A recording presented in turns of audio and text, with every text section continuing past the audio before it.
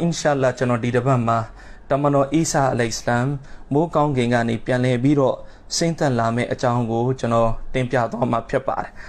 ကျွန်တော်ပြီးခဲ့တဲ့အပတ်ကလည်းပြောပြခဲ့တယ်တမန်တော်အီဆာအလိုင်စလမ်နဲ့အီမမ်မေဟဒီတခင်နဲ့ပေါ်ပေါက်လာတဲ့ပွင့်ပေါ်လာတဲ့ပုံစံကွာတယ်အီမမ်မေဟဒီကရုတ်တရက်ပေါ်လာတာမဟုတ်အီမမ်မေဟဒီကငကိုကလေးကမွေးဖွားထားတာအီမမ်မေဟဒီကိုမိဘနှစ်ပါးကနေမွေးဖွားခဲ့တယ်ခလီဘွားကနေတဖြည်းဖြည်းကြီးရင်နဲ့အသက်အရွယ်တစ်ခုမှာအီမမ်မေဒီတခင်ကိုအလရှမြတ်တခင်ဘက်ကနေအတန်တစ်ခုပြုတ်ပြီးတော့လူတွေကနေအီမမ်မေဒီရဲ့လက်ပေါ်မှာပဲပြူလိုက်လိမ့်မယ်အီမမ်မေဒီကိုအကြီးအမှုအဖြစ်နဲ့တင်မြှောက်လိုက်လိမ့်ဆိုလိုတာကအီမမ်မေဒီကမွေးဖွားပြီးခလီဘွားလူငယ်ဘွားအလိုကနေကြီးပြင်းပြီးတော့မှအီမမ်မေဒီတခင်ဆိုပြီးတော့ဖြစ်လာမှဖြစ်နောက်တစ်ခုကအီမမ်မေဟဒီတခင်ဟာကျွန်တော်ပြီးခဲ့တဲ့အပတ်အဆုံးပိုင်းမှာလည်းတင်ပြခဲ့တယ်အီမမ်မေဟဒီတခင်ကနဗီမဟုတ်နဗီမဟုတ်ဘူးအီမမ်မေဟဒီတခင်ရဲ့အပေါ်မှာဝဟီကြားရောက်တာမျိုးလည်းမရှိဘူးဆိုပြီးတော့ပညာရှင်တွေကတင်ပြဒီတော့အီမမ်မေဟဒီတခင်ဟာဘလူအနေထားလဲဆိုရင်အလရှမတ်တခင်ရဲ့ဝလီတပါအင်တန်မြင့်နဲ့အမြင့်ဆုံးအဆင့်မှာရှိတဲ့ဝလီတပါဖြစ်လိမ့်မယ်ဒါကအီမမ်မေဟဒီတခင်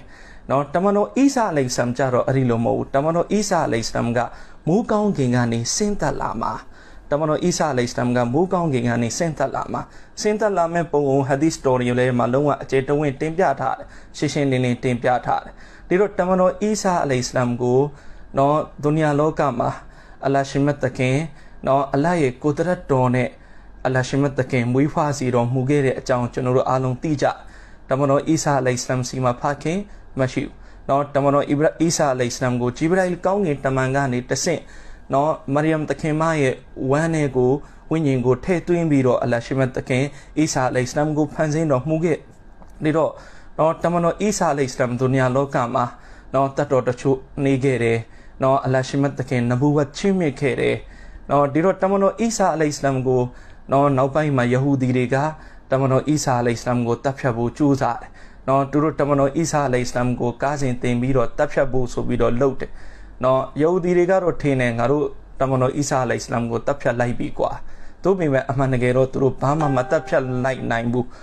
သူတို့တပ်ဖြတ်လိုက်တဲ့သူကတခြားသူတစ်ယောက်ဖြစ်တယ်တမန်တော်အီဆာအလိုင်စလမ်ကိုအလရှမတ်တခင်မိုးကောင်းကင်ကိုခေါ်ယူလိုက်တယ်တမန်တော်အီဆာအလိုင်စလမ်ယဟူဒီတွေရဲ့တပ်ဖြတ်မှုကြောင့်မတည်သွားဘူးဒီတော့မိုးကောင်းကင်ကိုခေါ်ယူပြီးတဲ့နောက်ပိုင်းမှာအခုကီယာမတ်နီးလာတဲ့အခါတမန်တော်အီဆာအလိုင်စလမ်ကိုအလရှမတ်တခင်ပြန်လည်ပြီးတော့မိုးကောင်းကင်ကနေဒုနီယာလောကကိုဆင်းသက်လာစေတော်မူမယ်ခေါ်ယူခဲ့တဲ့ရုံးကအသက်အရွယ်အတိုင်းပြန်လည်ပြီးတော့ဆင်း